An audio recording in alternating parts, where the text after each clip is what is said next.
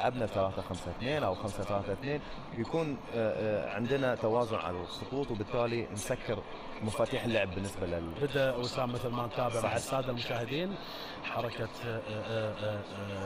باص لاعبي منتخبنا الوطني العنابي، بدا بالتحرك الى ان شاء الله تعالى الى استاد الخور ملعب البيت ان شاء الله تعالى، والله ان شاء الله يحرسهم ويوصلون ان شاء الله سالمين ان شاء الله لتقديم مستوى ونتيجه ان شاء الله مرتقبه من خلال رجال العنابي باذن الله تعالى. فالكم التوفيق يا شباب. لا تنسى سعود، هذه لحظه تاريخيه بالنسبه لنا وبالنسبه للاعبين نفسهم.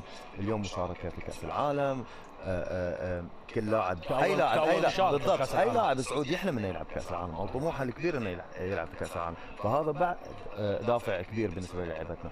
الله يوفقهم وان شاء الله واحنا كلنا ثقه.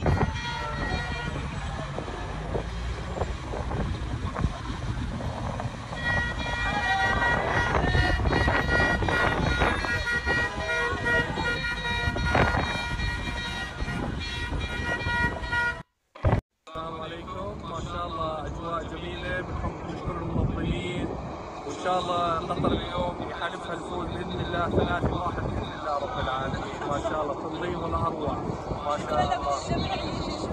اكيد طبعا اجواء جميله ما شاء الله. كيف السهوله اللي وصلت للملعب؟ ما شاء الله 5 دقائق من ما وقفت السياره لدخلت لوصلت لهذا الموقف، يعني ما شاء الله. الله يعطيهم العافيه الصراحه، ما شاء الله. ندعو الجميع انهم يجوا حاملين التذاكر بطاقه الحياه ويستمتعوا بالاجواء الجميله جدا والتنظيم اكثر من رائع الصراحه. الله يعطيهم العافيه. It's nice to be in this country. So beautiful. All the people is good. Beautiful country. En español, this es muy amable la gente, muy tranquilos, mucha seguridad. Beautiful. The only no good the Qatar is gonna lose today. Ecuador is gonna win. Yes, it's very nice. It's nice to see all the countries living in peace, waiting for the World Cup. So we are